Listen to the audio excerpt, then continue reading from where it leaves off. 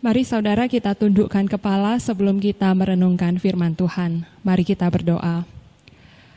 Bapa kami yang di surga, yang mengasihi kami bersyukur kalau hari ini kami boleh diberikan kesempatan untuk kembali memperingati dan merenungkan kasih Bapa yang begitu besar bagi kami lewat pengorbanan Kristus di kayu salib. Saat ini Tuhan, ketika kami mendengarkan firman-Mu diberitakan, biarlah Engkau membuka hati kami, supaya bukan hanya kami mendengar firman ini, tapi kami juga boleh memahami dan merasakan kasih Tuhan yang begitu besar bagi kami. Biarlah firman ini berbicara secara pribadi kepada setiap kami, sesuai dengan pergumulan kami masing-masing. Tolong setiap hamba-Mu yang mendengarkan dan juga hamba-Mu yang akan menyampaikan firman hidup ini ya Tuhan. Kami serahkan waktu ke depan ke dalam tangan-Mu. Dalam nama Tuhan Yesus kami naikkan doa kami. Amin. Amin. Selamat sore saudara-saudara. Ya, kita bersyukur hari ini boleh kembali disegarkan melalui peringatan kita akan kasih Kristus yang begitu besar bagi kita lewat ibadah Jumat Agung ini. Perkenalkan, saya Aini dari Gereja Kristus Yesus. Saat ini saya melayani di GKY Gereja Kristus Yesus, dan saya bersyukur untuk kesempatan yang diberikan oleh Muse Wirawanto dan juga segenap majelis GMI Titus untuk saya boleh berbagian dalam pelayanan menyampaikan firman Tuhan pada sore hari ini. Nah, mari saudara, saya mengajak kita untuk merenungkan satu firman Tuhan dengan tema bilur-bilurnya yang saya ambil dari Yesaya 53 dan juga nanti kita akan lihat di 1 Petrus 2 ayat 24. Yang pertama saya mengajak kita untuk melihat dari Yesaya 53 ayat 5. Saya akan membacakannya untuk saudara sekalian, saudara boleh memperhatikannya juga boleh ikut membacanya di dalam hati. Beginilah firman Tuhan, Yesaya 53 ayat 5. Tetapi dia tertikam oleh karena pemberontakan kita. Dia diremukkan oleh karena kejahatan kita. Ganjaran yang mendatangkan keselamatan bagi kita ditimpakan kepadanya. Dan oleh bilur-bilurnya kita menjadi sembuh. 1 Petrus 2 ayat 24. Ia sendiri telah memikul dosa kita di dalam tubuhnya di kayu salib, supaya kita yang telah mati terhadap dosa hidup untuk kebenaran. Oleh bilur-bilurnya kamu telah sembuh. Demikian firman Tuhan. Nah, saudara, seorang pelukis terkenal bernama Rembrandt pernah membuat lukisan seperti ini. Rembrandt ini melukis Yesus yang disalib di bagian tengah dengan tangan dan kaki yang terpaku pada salib itu. Lalu ada prajurit Romawi yang berdiri di sekitarnya. Dan kalau saudara perhatikan dalam lukisan ini, ada sebuah hal yang aneh, ada hal yang kelihatannya tidak nyambung dengan gambaran cerita lukisan keseluruhan. Kalau saudara lihat, ada seorang yang nyempil di bawah kaki Yesus yang cuman kelihatan sepotong badannya, dan orang itu memakai topi warna biru dengan gaya berpakaian yang sangat tidak mirip dengan gaya berpakaian orang pada abad pertama di zaman Yesus itu. Siapa gerangan orang itu? Kenapa tiba-tiba ada orang asing di dalam lukisan seperti itu? Nah saudara, ternyata orang dengan topi berwarna biru itu adalah Rembrandt atau pelukis gambar itu sendiri. Rembrandt sengaja memasukkan dirinya di dalam lukisan itu karena dia ingin memberikan sebuah pesan lewat hal ini, yaitu bahwa dia adalah seorang berdosa dan karena dosanya lah Kristus ada di salib itu. Oh, sebuah perenungan yang luar biasa yang dilukis oleh seorang pelukis terkenal seperti Rembrandt. Dan saudara, sebenarnya Kristus ada di salib itu bukan hanya karena dosanya Rembrandt. Tapi Kristus ada di salib itu karena saya dan saudara. Saya kira kita mungkin sudah tidak asing dengan pernyataan yang barusan saya sebutkan ini. Mungkin sudah puluhan kali atau mungkin sudah ratusan kali kita mendengar tentang berita ini. Bahwa Yesus itu mengasihi saya, dia mati dan dia disalib bagi saya. Tapi di hari Jumat Agung ini saya sekali lagi mau mengajak saudara sekalian bukan hanya untuk mendengarkan kisah Yesus, tapi untuk kita masuk lebih dalam di dalam kisah itu dan merasakan kembali kasih-Nya yang rela berkorban dan mati bagi saya dan saudara. Nah, mari saya mengajak saudara untuk mengamati lagi lukisan ini. Dan kali ini mari berimajinasi sejenak. Mari saudara bayangkan, mungkin boleh sambil menutup mata setelah melihat sebentar, saudara boleh menutup mata dan bayangkan. Kalau gambar Rembrandt yang tadi pakai topi warna biru itu, saudara gantikan dengan lukisan wajah saudara sendiri. Anggaplah saudara juga hadir di situ dan melihat peristiwa penyaliban. Saya beri waktu untuk saudara boleh merenungkan hal ini. Mari coba bayangkan dan ganti gambar Rembrandt itu dengan gambar wajah saudara sendiri. Mari amati, ambil waktu sejenak mungkin sambil menutup mata untuk membayangkan hal ini.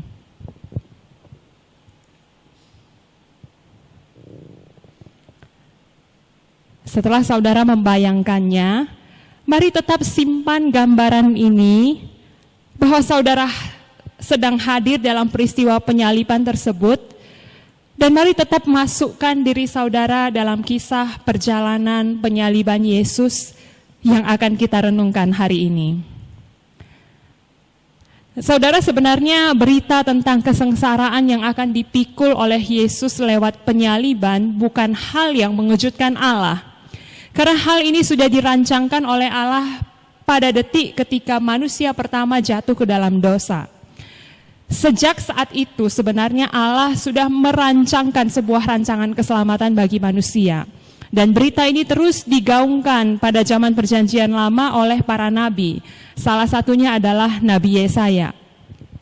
Nabi Yesaya dalam Yesaya 53 sudah memprediksikan penderitaan yang akan dialami oleh Yesus yang dia gambarkan seperti ini. Mari kita lihat dalam Yesaya 53 ayatnya yang kedua. Nabi Yesaya menggambarkan bahwa dia, Yesus itu akan tumbuh sebagai tunas muda di tanah kering. Dia tidak tampan, semaraknya pun tidak ada, rupa tidak ada sehingga kita tidak ingin memandang atau menginginkannya. Saudara, gambaran ini melukiskan bahwa Yesus itu akan dilahirkan di dalam kesederhanaan. Dia tidak punya rupa yang menarik atau glamor layaknya seorang raja. Nah, hal ini terbukti ketika dia lahir. Dia adalah seorang raja, tapi dia lahir di kandang domba. Seorang yang sederhana, yang punya keluarga miskin, ayahnya cuma seorang tukang kayu. Dan sepanjang hidupnya digambarkan penuh dengan penderitaan. Tidak berhenti sampai di sini, Nabi Yesaya melanjutkan bahwa dia itu dihina. Dia tidak masuk hitungan. Seorang yang penuh dengan kesengsaraan dan yang biasa menderita kesakitan. Kalau saudara lihat ayat ini, saya kira ayat ini tidak butuh penjelasan lebih lanjut. Sudah sangat jelas menggambarkan bahwa dia adalah seorang yang akan penuh dengan penderitaan. Nah, saudara, tentu saja Yesus sudah tahu bahwa kedatangannya ke dalam dunia adalah untuk menjalani penderitaan yang puncaknya pada jalan salib. Dia sudah tahu dia bakal menderita, tapi kenapa dia tetap memilih jalan salib itu?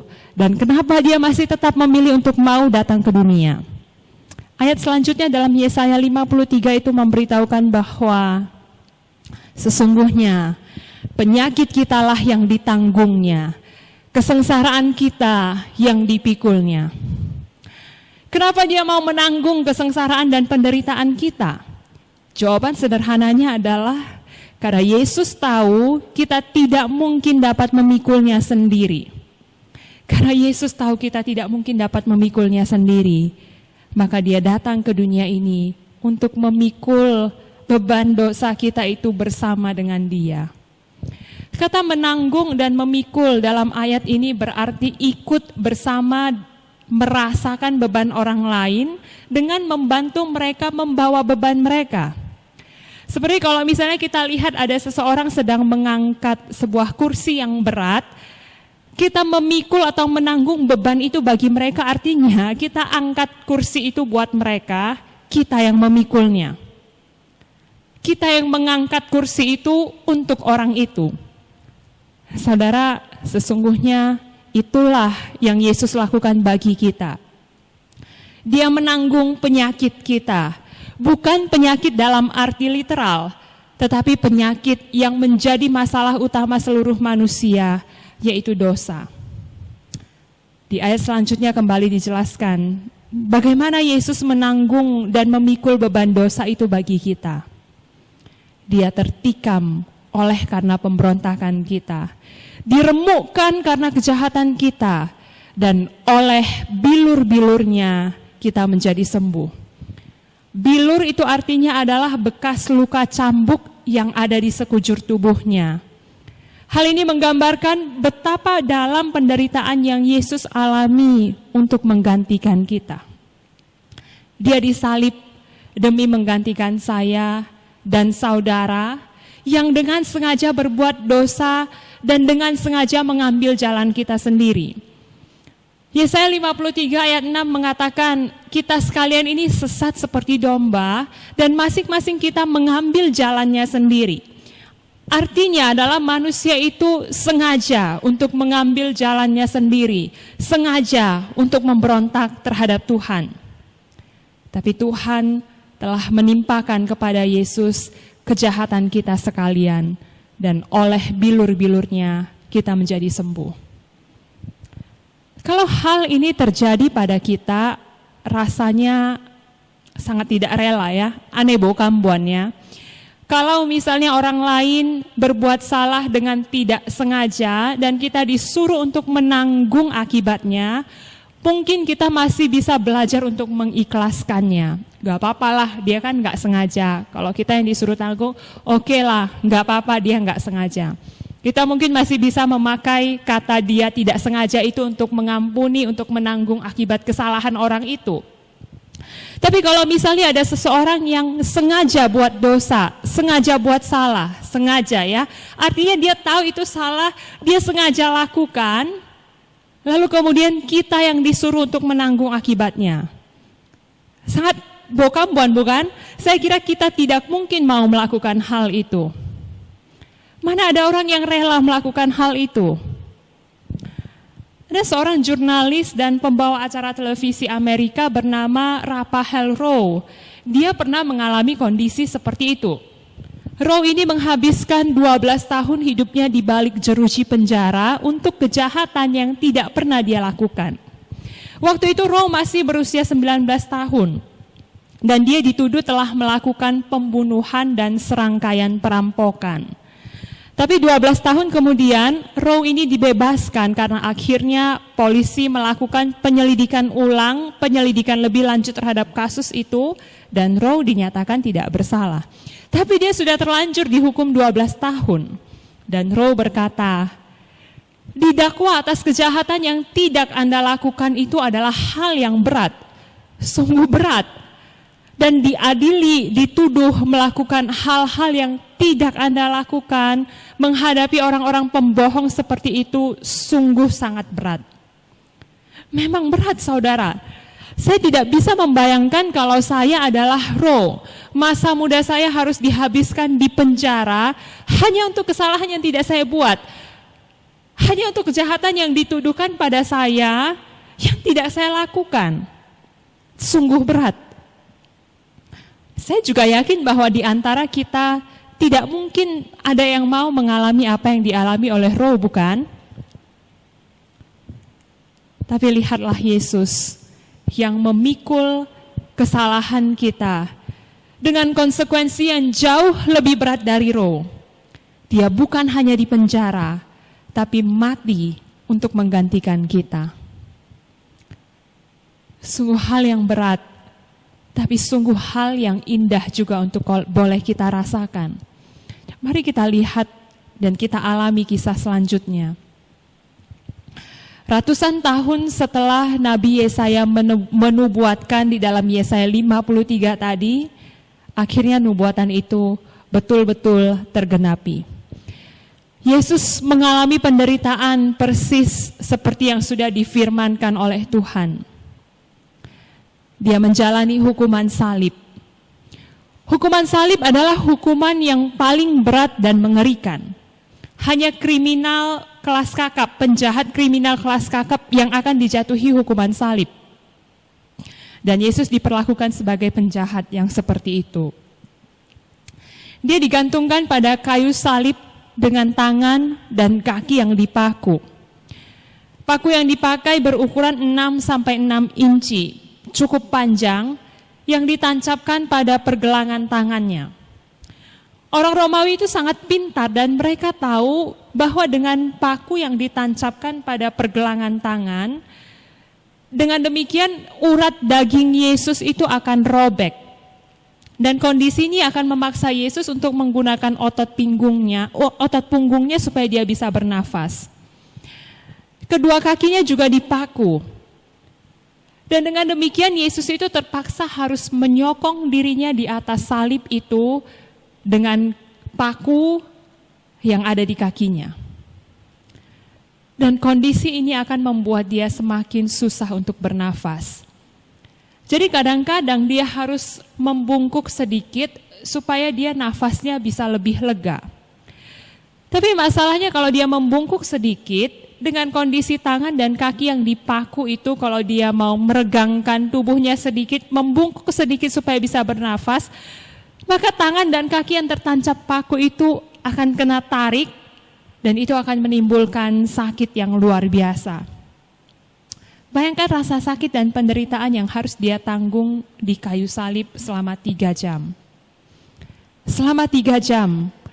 Orang yang disalibkan itu dibuat mati pelan-pelan supaya mereka kehabisan darah. Sungguh penyiksaan yang brutal, penyiksaan yang luar biasa. Bukan cuma itu, sebelum disalib, Yesus juga sudah dicambuk habis-habisan. Tubuhnya sudah penuh dengan bilur-bilur. Cambuk yang dipakai bukan cambuk biasa, tapi di setiap ujung-ujungnya itu ada gigi-gigi berupa besi tajam. Dan setiap kali tali cambuk itu dihantamkan pada tubuhnya, maka gigi-gigi besi itu akan menancap pada tubuhnya. Lalu ketika ditarik kembali untuk ditancapkan, dihantam kembali pada bagian tubuh yang lain, maka sekujur tubuhnya itu akan penuh dengan luka-luka robekan. Tubuhnya penuh dengan bilur-bilur. Tubuhnya penuh dengan lumuran darah. Dari kepalanya pun keluar darah karena ada mahkota duri yang ditancapkan sebagai tanda ejekan baginya yang menyebut dirinya sebagai raja orang Israel.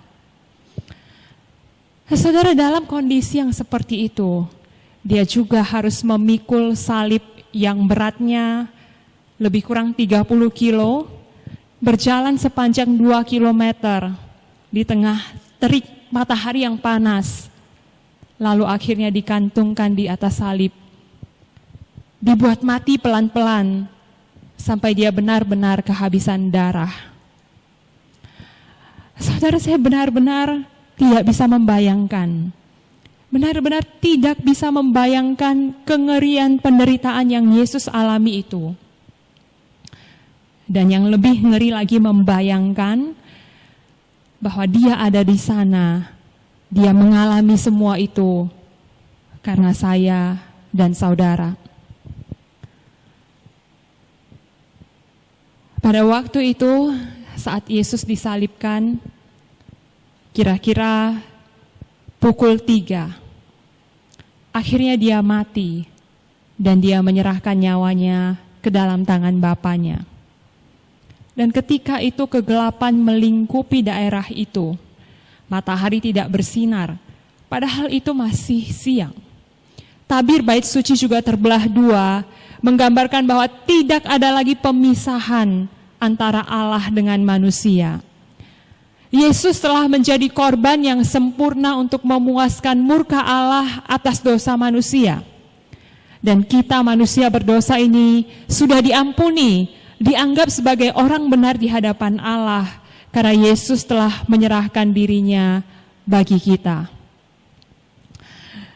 Saudara, setelah Yesus mati, orang-orang yang ada di sekitar itu, yang menonton, yang mengejek dia ketika dia disalib, prajurit-prajurit yang menyiksa dia, pada waktu melihat dia mati, akhirnya mereka mengakui bahwa sungguh Yesus ini adalah orang benar dan dia adalah anak Allah.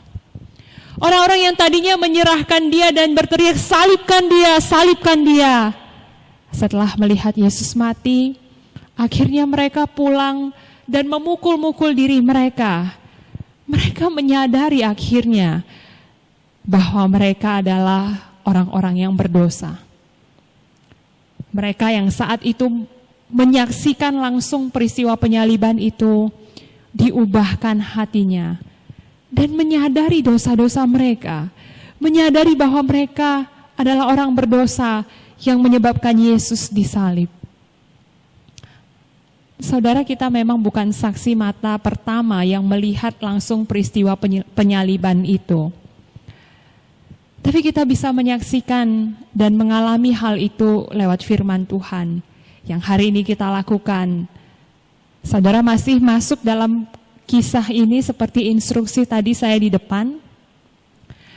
Saudara, waktu kita membuka hati kita untuk mau percaya kepadanya, waktu kita mau merasakan kasih-Nya dan mau menerima Kristus sebagai Tuhan dan Juru Selamat kita, maka sebenarnya harusnya kita pun seperti orang-orang tadi yang menyadari betapa berdosanya saya, yang menyadari sungguh benar bahwa Yesus adalah anak Allah. Kalau saudara kembali membayangkan, seandainya saudara melihat langsung peristiwa penyaliban itu, bagaimana reaksimu? Apa yang engkau rasakan? Setidaknya apa yang engkau rasakan saat ini? Ada sebuah kisah nyata yang terjadi beberapa tahun lalu ketika terjadi gempa bumi di China. Setelah gempa bumi reda, regu penyelamat melakukan evakuasi untuk mencari orang-orang yang masih hidup atau yang terperangkap di tengah reruntuhan bangunan. Maka sampailah tim regu penyelamat ini di sebuah rumah wanita muda yang sudah hancur. Dan ketika mereka melihat reruntuhan bangunan itu, mereka menemukan seorang wanita dalam posisi seperti berlutut, dengan badannya menunduk ke depan dan kedua tangannya seperti melindungi sesuatu di antara reruntuhan rumah itu. Reruntuhan rumah itu sudah mengenai bagian belakang dan kepalanya. Dan regu itu dengan susah payah mencapai wanita itu melalui berbagai celahan reruntuhan, menyingkirkan batu-batu yang ada di sekitar itu dengan harapan bahwa wanita itu masih hidup. Tapi ketika mereka berhasil meraih wanita itu, mereka melihat bahwa tubuhnya sudah dingin dan kaku, menunjukkan bahwa dia sudah tiada lagi. Maka akhirnya tim regu penyelamat meninggalkan dia dan kembali menyusur daerah di sekitar itu untuk mencari orang-orang yang masih kemungkinan hidup di tengah reruntuhan. Tapi salah seorang dari tim regu penyelamat itu merasakan seperti ada sesuatu yang janggal dengan wanita tadi. Akhirnya dia meninggalkan tim itu dan dia kembali ke reruntuhan tempat wanita itu berada. Dia ingin memeriksa kembali ada apa di balik mayat wanita itu. Dan dengan sedikit usaha dia menyingkirkan sedikit reruntuhan yang ada di sekitar itu, akhirnya dia berhasil membalikkan jasad wanita itu. Dan setelah berhasil, tiba-tiba dia berteriak, ada bayi di sini. Teriakan itu membuat tim regu penyelamat yang sudah berada di daerah yang lain kembali mendatangi dia dan mereka segera berdiri di tempat itu. Mereka menemukan seorang bayi laki-laki yang berusia sekitar 3 bulan yang berbalut dengan selimut di dalam pelukan wanita yang sudah mati itu. Dan ternyata wanita itu membungkuk dan menjadikan tubuhnya sebagai perisai pelindung bagi bayinya. Wanita itu mengorbankan dirinya demi menyelamatkan sang bayi. Ini ketika didapati, sang bayi itu masih tertidur dengan nyenyak. Dia masih tertidur dengan sangat pulas di dalam baluran selimut itu. Mereka segera menyerahkan sang bayi itu kepada dokter yang hadir di situ.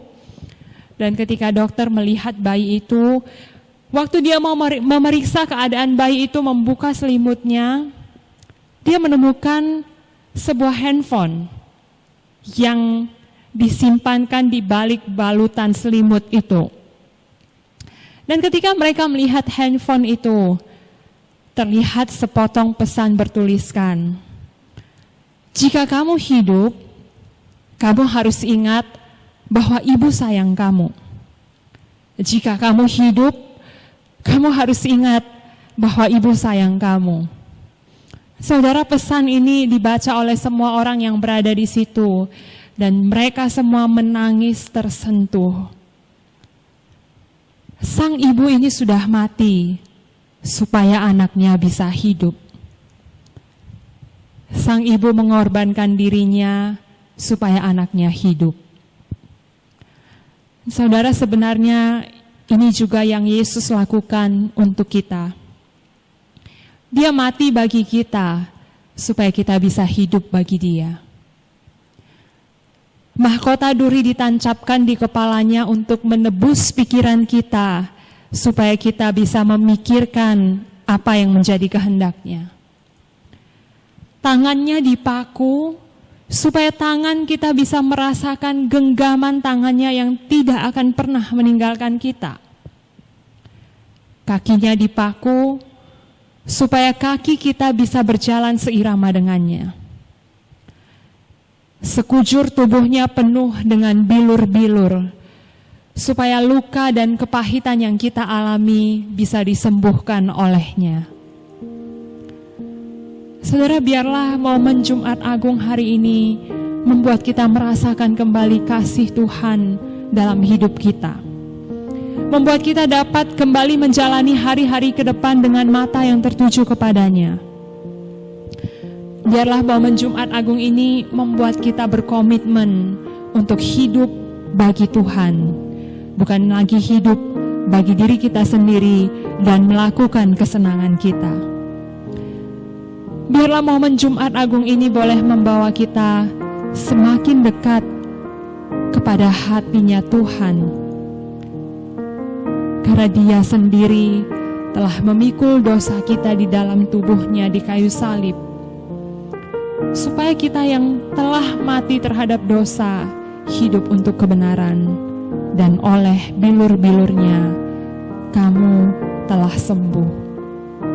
Mari kita tundukkan kepala sekali lagi.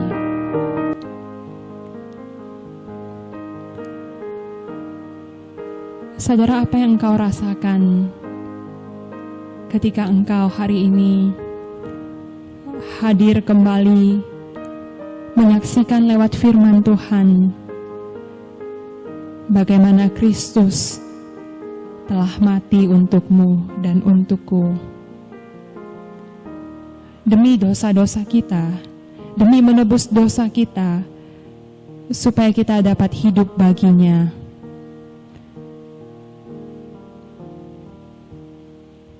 Biarlah sekali lagi hatimu itu digetarkan oleh kasih Kristus dan memampukanmu untuk hidup bagi Dia.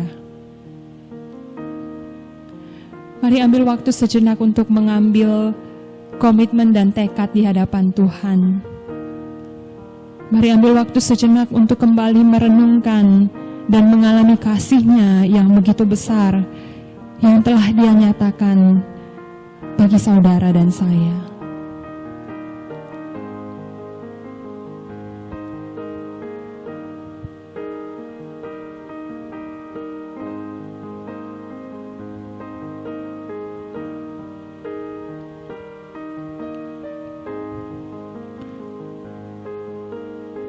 Oh Tuhan, sungguh tidak dapat kami membalas kasih-Mu yang begitu besar yang telah Engkau nyatakan bagi kami. Sungguh besar kasih Kristus bagi kami yang telah berkorban untuk kami. Sungguh besar kasih Bapa bagi kami yang telah merancangkan rancangan keselamatan bagi kami. Tuhan, biarlah sekali lagi kami boleh digetarkan oleh kasih itu.